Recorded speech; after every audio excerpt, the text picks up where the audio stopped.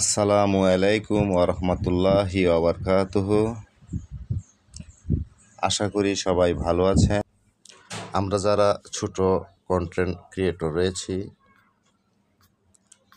আমরা যারা এত সুন্দর সুন্দর ভিডিও পোস্ট করছি, ছবি পোস্ট করছি, কিন্তু ফাইনালি দেখা যাচ্ছে আমাদের ভিডিওতে তেমন কোনো ভিউ আসছে না।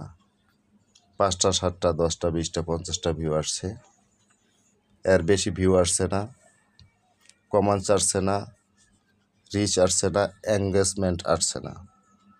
কিন্তু আমরা কি আসলে জানি যে কেন এটি হচ্ছে? আমরা অনেকেই জানি না কেন আমাদের ভিডিওতে ভিউজ হচ্ছে না, কেন এঙ্গেজমেন্ট বাড়ছে না, রিচ বাড়ছে না। এটা আমরা অনেকেই জানি না, কারণ আমরা ছোট্ট একটি ভুল করে থাকি।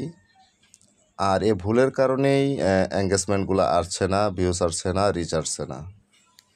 তো চলুন আর কথা না বাড়িয়ে আজকে আমরা জেনে নিব যে আমরা নিজের অজান্তেই আমরা কী ভুলটি সাধারণত করে থাকি, যে ভুলের কারণে আমাদের ভিডিওতে ভিউজ বাড়ছে না।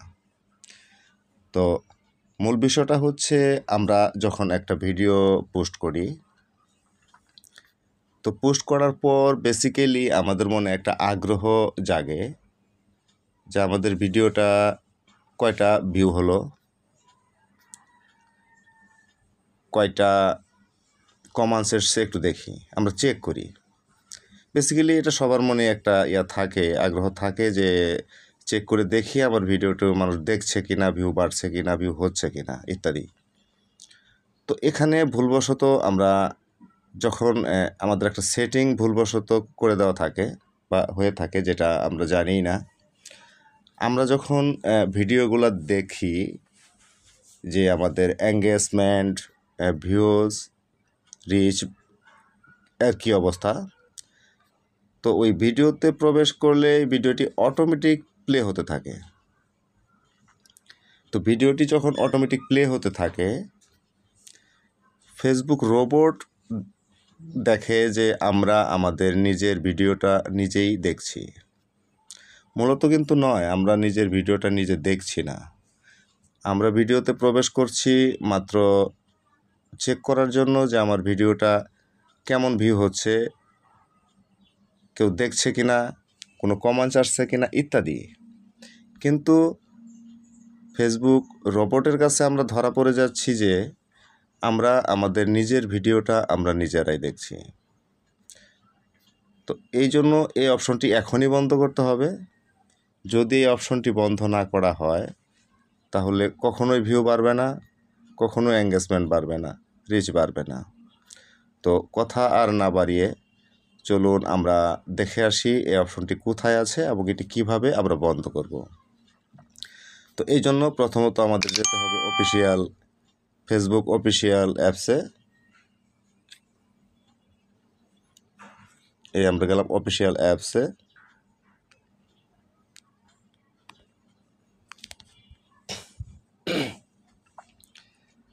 তারপর আমরা যাব হচ্ছে প্রোফাইল পিকচারে, এই কোণায়।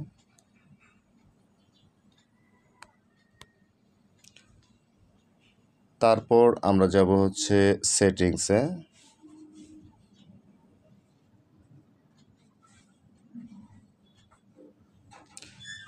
তারপর স্ক্রল ডাউন করে আমরা যাব নিচে।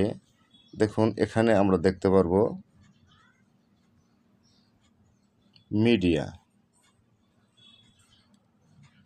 মিডিয়াতে আমরা প্রেস করব।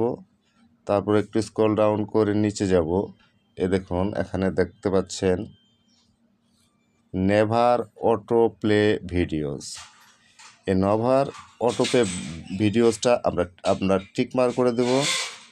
তো এটা টিক মার্ক করে দিলে হবে কি, আমরা যখন ভিডিওটা চেক করতে যাব তখন এটা আর অটোমেটিক প্লে হবে না। আপনি যদি প্লে করেন তাহলে প্লে হবে, আর যদি আপনি প্লে না করেন তো প্লে হবে না।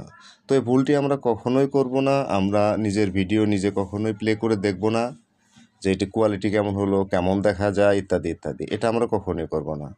সেজন্য এটি টিক মার্ক করে দিবেন, যাতে ভিডিওতে প্রবেশ করলে ভিডিওটি আর অটোমেটিক প্লে না হয়। তো বন্ধুরা, যদি আমার ভিডিওটি একটু ভালো লেগে থাকে তাহলে একটি লাইক, একটি শেয়ার, একটি কমেন্টস করে জানাবেন। আর যদি ইউটিউব থেকে দেখে থাকেন তাহলে একটি সাবস্ক্রাইব করে বেল আইকন বাটনটি প্রেস করে দেবেন। ধন্যবাদ সবাইকে। আসসালামু আলাইকুম রহমতুল্লাহি ওয়া বারাকাতুহু।